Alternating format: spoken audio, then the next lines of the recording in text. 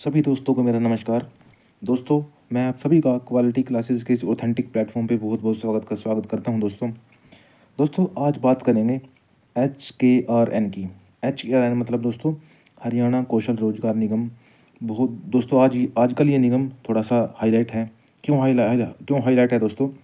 क्योंकि हरियाणा में कुछ दिन पहले एक ग्रुप डी की भर्ती हुई थी दोस्तों। और जो ग्रुप डी में दोस्तों अपने साथी सिलेक्ट हुए थे, उनको फाइनली डिपार्टमेंट और पोस्टिंग मिल चुकी है। उनको डिपार्टमेंट और पोस्टिंग मिलने के बाद जो हमारे साथी कॉन्ट्रैक्ट बेस पे HKRN के थ्रू लगे हुए थे ऑफिस में दोस्तों, उनमें से कुछ एम्प्लॉय ऐसे हैं जिनको 5 साल से ज़्यादा समय हो चुका है, लेकिन कुछ हमारे साथी ऐसे हैं जिनको 5 साल से भी कम समय हुआ है। तो दोस्तों, जिनको 5 साल से कम समय हुआ था, उनको उनकी जॉब से रिलीव कर दिया गया है। तो हमारी सरकार से सबसे पहले तो अपील यही रहेगी कि उनका कुछ ना कुछ समाधान निकाला जाए। जॉब से किसी भी की जॉब को छीनना थोड़ा सा मानवता के विरुद्ध हो जाता है दोस्तों ये। तो हमारी सरकार से अपील रहेगी कि इनका कुछ ना कुछ समाधान निकाला जाए। चलो दोस्तों, अब बात कर लेते हैं उन एम्प्लॉयज़ की जिनको 5 साल से ज़्यादा समय हो चुका है।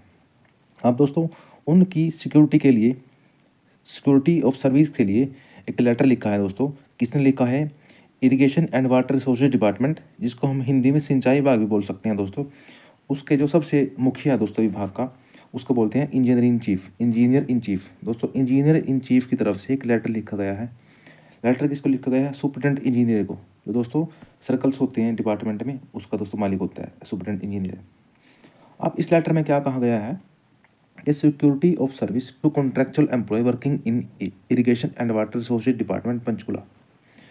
अब दोस्तों इसके बारे में पूरी बात करेंगे, आप थोड़ा सा ध्यान से बैठिए। तो क्या कहा गया इस लेटर के अंदर? The government of Haryana has issue Haryana act number 17। दोस्तों सबसे पहले तो आपको मैं ये बता दूं, जिस एक्ट के तहत कॉन्ट्रेक्चुअल एम्प्लॉय को पक्का किया गया है, जिनकी सर्विस 5 साल से ज़्यादा है दोस्तों, उस एक्ट का नाम है हरियाणा एक्ट नंबर 17, जिसकी कॉपी इसमें लगी हुई है, मैं आपको दिखाऊंगा। और दोस्तों इसमें आगे क्या कहा गया है? The eligible contractual employ shall continue to work in government organisation.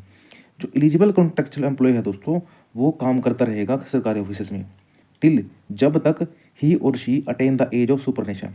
दोस्तों सुपरनेशन का मतलब होता है कि तब तक काम करेगा जब तक उसकी रिटायरमेंट की एज नहीं हो जाती। रिटायरमेंट की एज मतलब ग्रुप सी में अगर लगा है दोस्तों, तो उसकी एज रहेगी 58 ग्रुप सी के लिए। अगर दोस्तों वो ग्रुप डी में लगा है तो उसकी एज रहेगी 60 साल, 60 साल तक वो फील्ड में इसमें डिपार्टमेंट में काम कर सकता है। अब दोस्तों आगे क्या कहा गया है इसमें? To examine the case of employ, मतलब कि to examine the case of employ for the security of service.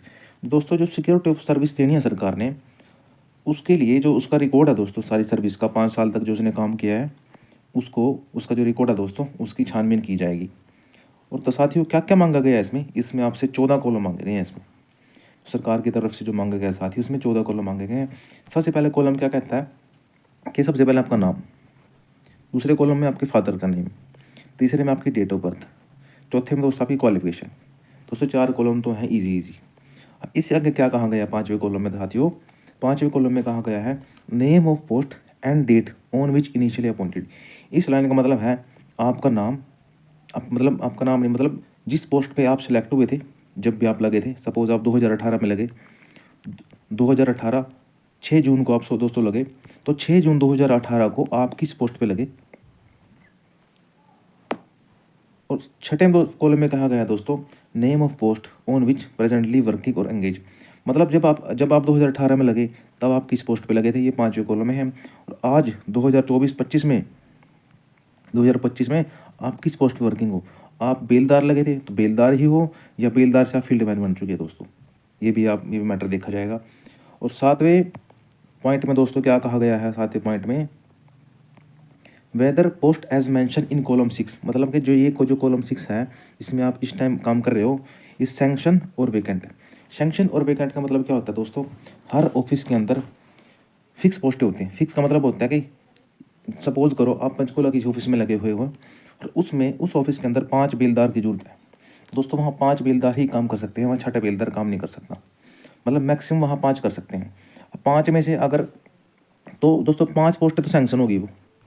रही बात वैकेंट की सपोज़ 5 में से 4 काम कर रहे हैं तो 1 वैकेंट है। तो इस कॉलम में ये कहा गया है, वेदर एज मेंशन इन, जो कॉलम 6 में आप काम कर रहे हो, ये वो वहाँ सैंक्शन पोस्ट के, आप सैंक्शन पोस्ट के अगेंस्ट काम कर रहे हो और वो वैकेंटी भी होनी चाहिए। 8वें कॉलम में क्या कहा गया है दोस्तों, qualification of post on which appoint, आप जिस पोस्ट पे अपॉइंट हुए थे उसकी क्या क्वालिफिकेशन है। अगर आप बेलदार लगे हो तो दोस्तों आपकी कम से कम 10th क्लास तो होनी चाहिए आपकी क्वालिफिकेशन। ऐसा नहीं है कि आप 8th क्लास, आपकी सिर्फ क्वालिफिकेशन 8th क्लास है और आप बेलदार की पोस्ट पे काम कर रहे हो। तो दोस्तों ग्रुप डी में कम से कम 10th क्लास तो चाहिए ही चाहिए, ये मैंडेटरी है। अब 10th पॉइंट में कहा गया है दोस्तों, year wise number of days of attendance duly verified from payable strictly as provide in clause 3 of Haryana act number 17 of 2024। दोस्तों ये बहुत ही इंपॉर्टेंट हो जाता है। इंपॉर्टेंट क्यों हो जाता है, इसमें आपके काम को देखा जाए कि आपने ऑफिस अटेंड किया, कितने दिन किया और आपको सैलरी मिली, आपको किस तरीके से सैलरी मिली। दोस्तों ईयर वाइज हर साल आपका देखा जाएगा कि आपने 365 दिन में से, दोस्तों साल के 365 दिन होते हैं। सपोज 365 दिन में से 250 दिन वर्किंग डेज हैं। वर्किंग डेज का मतलब इन दिन ऑफिस लगा, 250 दिन में से आपने कितने दिन काम किया और इस काम करने के दोस्तों आपको कितने पैसे मिले, किस तरीके से मिले, चेक से पेमेंट हुई, आपके खाते में आए, ऑफिस में क्या रिकॉर्ड है उस चीज़ का। और 11वें पॉइंट में दोस्तों क्या कहा गया है, लीव पीरियड के बारे में पूछा गया दोस्तों कि आपने एक साल के अंदर कितनी छुट्टी ली। आप ऐसा तो नहीं है कि आप बिना छुट्टी के एब्सेंट रहे हो, किसी ने आपको एब्सेंट मार्क कर दिया हो आपकी जो जिस भी ऑफिस में आप काम कर रहे हो दोस्तों, ऐसा तो कुछ नहीं है। आपने लीव ली, जैसे हर एम्प्लॉय को 10 छुट्टी मिलती है तो आपने 10 ही छुट्टी ली, 11 तो नहीं ली।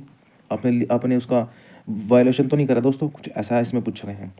अब 12th पॉइंट में पूछा गया break in service absent period. दोस्तों ऐसा तो नहीं है कि आप 2 मंथ अपने ऑफिस में ही नहीं गए, या बिना बताए अपने 15 दिन 20 दिन की छुट्टी कर ली, एब्सेंट रह गया, आपके एब्सेंट मारे हो गया दोस्तों, ऐसा तो कुछ नहीं है। इस बारे में पूछा गया है दोस्तों। और 13वें पॉइंट में पूछा गया है कि work and conduct during service, आपने जिस पोस्ट पे आप वर्किंग हो, सपोज आप बेलदार हो या पीएन हो, तो आपका काम कैसा है, आपका बिहेवियर कैसा है अपने ऑफिसर्स के साथ, ये पूछा गया है। और दोस्तों लास्ट पॉइंट में पूछा गया है recommendation remarks of your office, जिस ऑफिस में आप काम कर रहे हो वो आपके काम को कैसे दिखता है, वो आपके बारे में क्या रिमार्क्स देता है। मतलब कि ऑफिस का भी जो है पॉइंट रखा गया है इसमें कि ऑफिस आपके बारे में क्या कहता है, वो अपन रखना चाहता है या रिप्लेस करना चाहता है या आपके क्या चाहता है। तो दोस्तों ये सभी पॉइंट्स इसमें कहे गए हैं। और एक मेन पॉइंट मैं बता देता हूँ आपको दोस्तों, जो ये था copy and close act, Haryana act number 17 copy and close में ये भी दिखा देता हूँ आपको। ये है दोस्तों लॉ एंड लेजिस्लेटिव डिपार्टमेंट के द्वारा ये हर एक जो लॉ है दोस्तों ये जारी किया जाता है। और 6 दिसंबर 2024 को ये लॉ पास किया, ये जो जारी कर दिया था। और साथ ही ये लिखा है देखो, Haryana act number 17 2024, Haryana contractual employ security of service act 2024, ये आपका एक्ट है दोस्तों। इसमें आपकी टर्म एंड कंडीशंस हैं सारी जो जो आपके ऊपर लागू होती है। ये है दोस्तों जो उसमें लिखा हुआ था, for the purpose of calculation of the number of years of engage a contractual employ who has received remuneration at least 240 days, मतलब कि आपको 240 डेज की तो सैलरी मिलनी चाहिए। ऐसा नहीं है कि आप एक साल में 3 मंथ तो आप 3 से 4 मंथ तो आप अपसेंट ही रही ड्यूटी से, तो 240 डेज की आपको सैलरी मिलेगी नहीं। तो 365 में से सपोज करो 250 दिन वर्किंग डे है, 250 में से आपको 240 दिन तो ऑफिस में जाना है, उनकी सैलरी मिलेगी दोस्तों आपको। और साथियों लास्ट में एक मेन चीज़ आपके लिए, जब आप इसमें वेरीफाई कर जाओगे सारी चीज़ों को, एक बेहतरीन चीज़ है दोस्तों आपके लिए।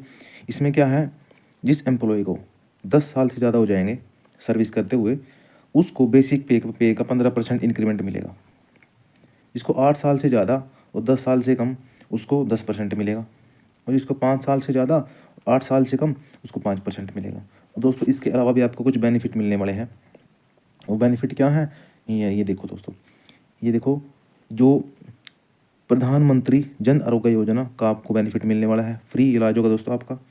और डेथ कम रिटायरमेंट ग्रेच्युटी, मतलब अगर किसी के साथ मिस हैपनिंग हो जाती है जीवन में दोस्तों, हो जाता है कुछ, या फिर रिटायरमेंट के टाइम आपको कुछ फिक्स रिम्यूनरेशन मिलेगा कुछ राशि मिलेगी आपको फिक्स। और दोस्तों फोर्थ पॉइंट में क्या गया है, मैटरनिटी बेनिफिट। मैटरनिटी बेनिफिट अगर कोई लेडी मातृत्व अवकाश लेना चाहती है उसके लिए भी इसमें इसका प्रोविज़न है दोस्तों। कोई डिलीवरी वगैरह होती है किसी की तो उसमें उसको छुट्टी मिल जाती है दोस्तों। और अंत में कहा गया है कि benefit of ex gratia, compassionate financial assistant और compassionate appointment in Haryana Kaushal Rozgar Nigam in accordance with such policy as may be notified by government.